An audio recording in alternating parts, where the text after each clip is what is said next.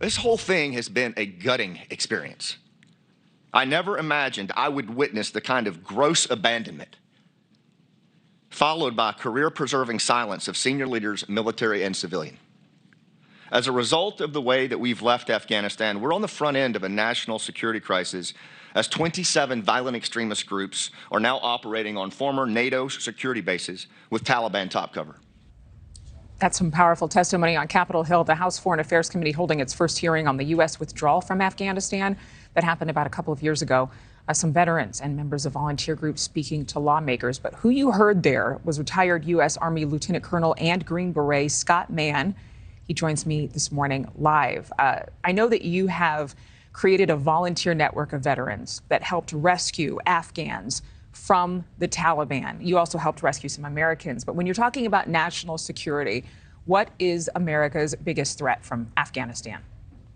I think it's the violent extremist organizations that are emerging as a result of Afghanistan becoming, a safe haven. I was interested in your last segment where all of these intel community folks are talking about China and Russia, and I get it.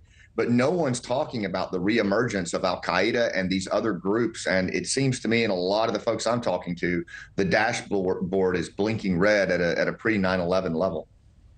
In terms of your perspective on the U.S. withdrawal, you served 3 tours of duty in Afghanistan. What do you think Americans need to know about the pullout? What was the breakdown in command? I think one of the things that Americans need to know is that this narrative that Afghans did not fight in many ways is a false narrative. There were Afghan special operations forces who fought to the very last bullet, who were doing 95% of the fighting in the first place.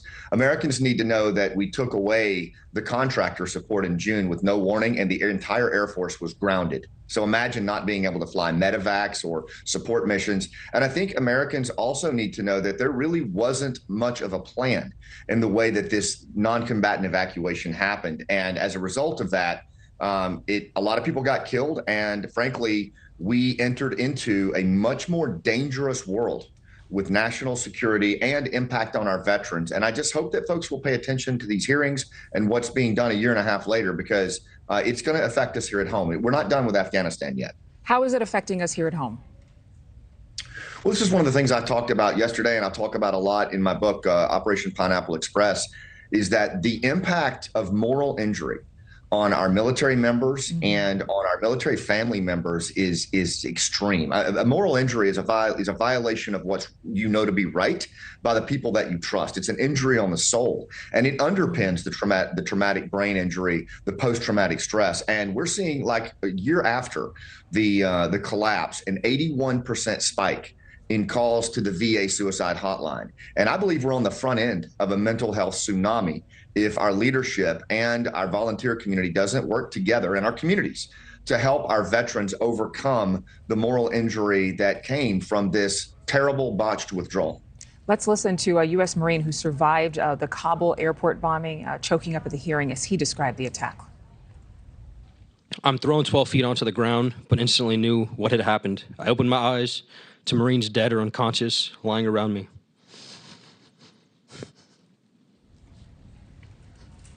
How do we reposition ourselves? I mean, you mentioned a couple of things about mental health and suicide risk in the military by seeing that we have a lack of trust right now between leadership and the troops. How is that restored, and can that be restored in a year's time, in a generation's time? I mean, really, this is huge. It really is. It's a vast gap between the leaders and the led. And I think that our leaders need to look at this reality and realize there is a vast canyon between them and those folks like Tyler and Aiden who served faithfully in these places. And I think it starts, for example, with our commander-in-chief recognizing the service in Afghanistan and Iraq in his State of the Union. I think it starts with our senior leaders in the military, both retired and active duty, leaning into the moral injury aspect and asking themselves, how are we going to work with Congress and others to put in place measures that prevent this wholesale systemic abandonment of our allies that goes all the way back to Vietnam? Because if we don't see these measures in place, if we don't see actions taken by these institutional leaders to prevent this from happening again, then we're just going to think that our kids are going to end up doing this. And I think that's why you're seeing retention and recruiting go down. So it really comes from leadership stepping into this problem and owning it.